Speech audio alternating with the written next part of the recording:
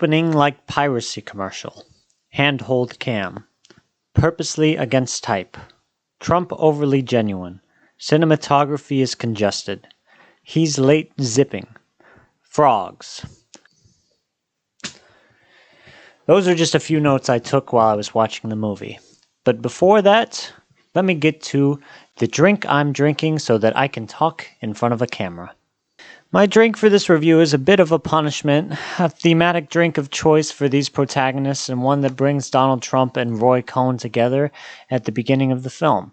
That drink would be straight vodka. Smirnoff technically, but I don't keep that kind of trash around the house. Anyway, tasteless, soulless, bland, vodka on the rocks perfectly encapsulates the ruthless nature of Roy Cohn and his drive for a solely functional, pure state. While I review, I'm hoping I can take this psycho energy and better get into the mind of this person. Cheers. Oh. So this film is a bit of an introduction to Donald Trump and Roy Cohn and their relationship from the beginning of Donald Trump's business life to the end of Roy Cohn's. Roy Cohn, in case you don't know, is a ruthless, evil, one of the most horrible people notoriously on the planet. Worked with Joseph McCarthy in the 50s, I believe, and he's just one of the worst people you'll ever meet. He's famously gay, but hates gay people, and died of AIDS around the 1980s. So let's get talking. Oh my! So Sebastian Stan is having a bit of a moment right now in cinema. I mean, he's got this and A Different Man coming out basically back-to-back weeks, which is really exciting to see for him. Sebastian Stan is the best. Ever since I've seen him in the MCU, he was basically Bucky Barnes, and considering how the rest of the MCU actors are doing, I think he's doing pretty good, which is good.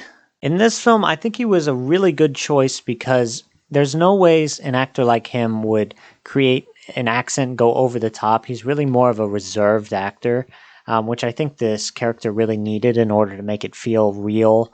Like he was a real person going through something.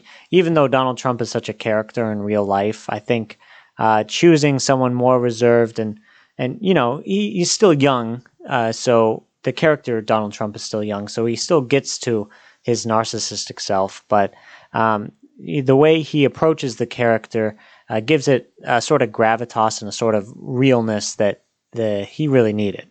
I think especially in the beginning of the film, the cinematographer used like a handheld cam, and he did it really well. It created a sort of what's the word? Claustrophobic environment when he was doing like the grunge scenes. It was a very like grunge-esque kind of film, and I think using film here was really helpful too, because the graininess really helped with separating these two characters. I don't know what that means really. Let's pretend like I'm having a conversation with somebody and this person is a camera and I'm a person, and then we'll just talk.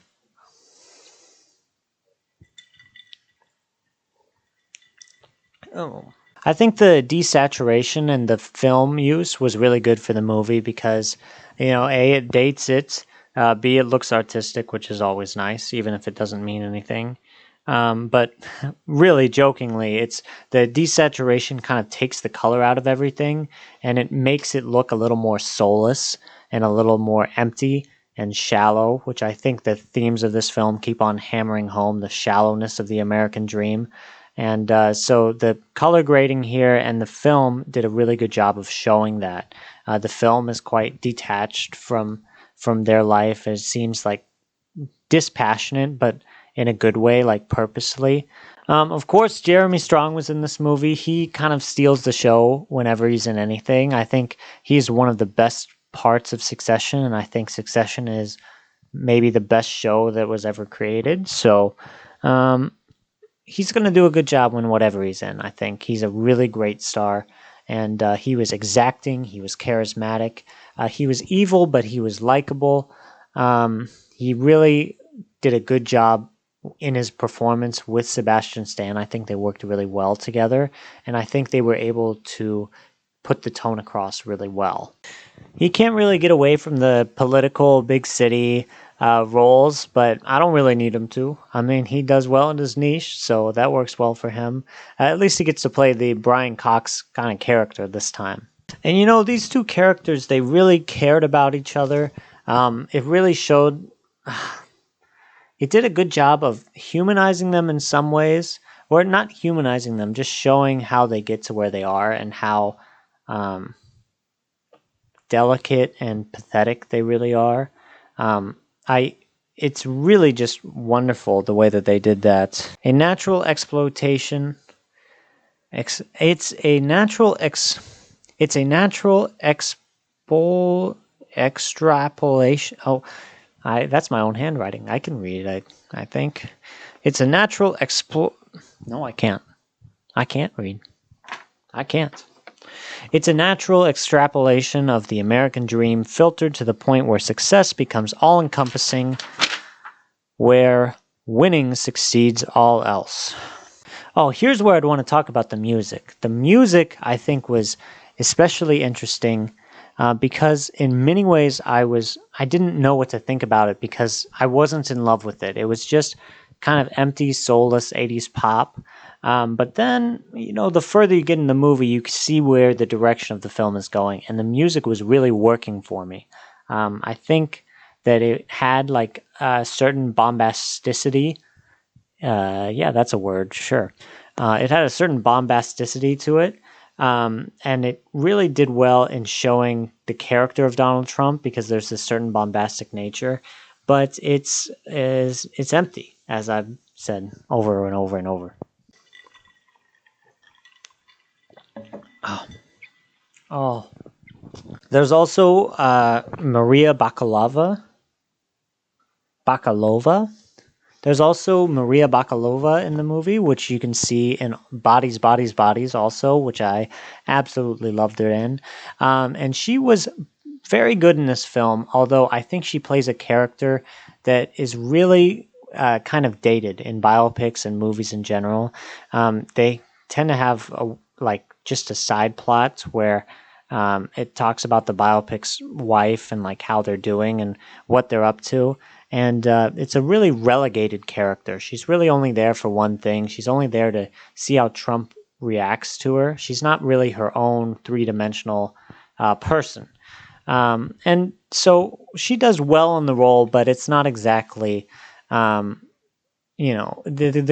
role itself is not going to be good enough to explore her acting in a way that it would in other roles. So Maria Bakalova, she was very good, but there's a certain sexual assault scene that I feel like wasn't exactly needed.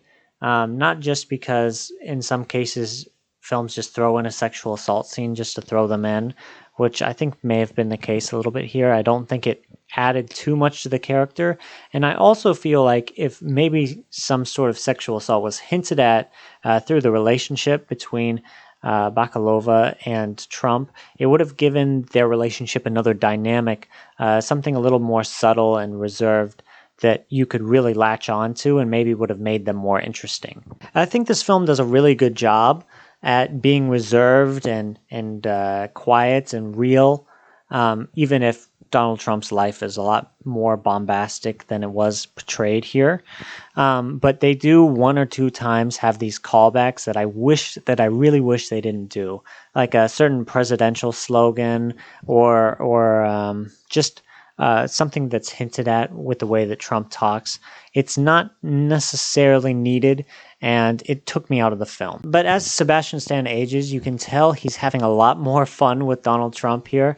He gets really into the accent. He starts repeating words. He definitely has a little more fun, I can tell on screen. He was more jovial, confident. His relationship dynamic with Roy Cohn changed a lot, and I really liked the direction that they went. They had a very, crisp split between the younger Donald Trump and the older Donald Trump.